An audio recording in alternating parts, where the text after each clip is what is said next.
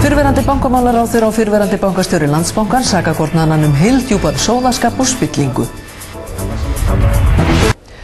Sverrir Hermannsson, fyrrverandi bankastjóri Landsbankans, segir leitun að spilltari stjórnmálamanni en Finni Ingólfssyni, fyrrverandi viðskipta- og iðnaðarráðherra, en Finnur gagnrýndi Sverri harkalega í þættinum Mannamál á Stöð 2 í gær. Höskuldur Kári Schram. Í þættinum fór Finnur Ingólfsson meðal annars yfir einkavæðingu viðskiptabankana og aðdraganda þess mál sem var til þess að Sverrir Hermannsson þurfti að víkja úr bankastjórastól Landsbankans.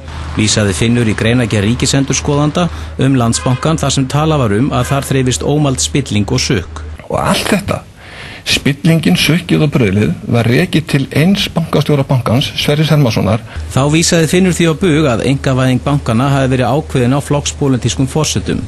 Sagði hann að bestu tilbúin hafi verið samþykkt og sjálfur hafi hann ekki hagnast krónu. Ennfremur sagði Finnur það ekki rétt að Landsbankinn hafi tapað á sölu á hlut sínum í vátryggingafélaginu.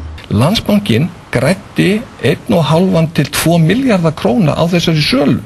Markaðsverð félagsins á þessum tíma voru eitthvað milli 10 og 11 milljarða króna, en verði sem þessi hópur keypti félagið á markaði var eitthvað milli 14 og 15 milljarða króna. Þetta segir Sverrir Hermannsson hins vegar að sé rangt hjá Finni. Bankamálaráðherra þáverandi var spurð í Alþingi hvað bréfin hefur verið seld S-hópnum og Finni og Helga S fyrir háa fjárhæð. Hún svaraði 6,8 milljarða.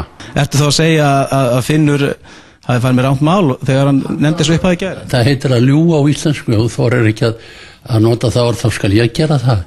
Þetta er einn heildjúpur sóðaskapur. Sverrir vísa því á bug hann hafa orðið uppvísað spillingu á meðan hann sat í bankastjórastól og segist þvert á móti hafi verið bolað í burtur þar sem hann var á móti einkavæðingar áformum Finns. Sakar hann Finn sjálfan spillingu. Síðspiltasti stjórnmálamaður fyrir utan Halldór Ásgrímsson sem hefur komið til valda á Íslandi. Sagði Sverrir Hermannsson.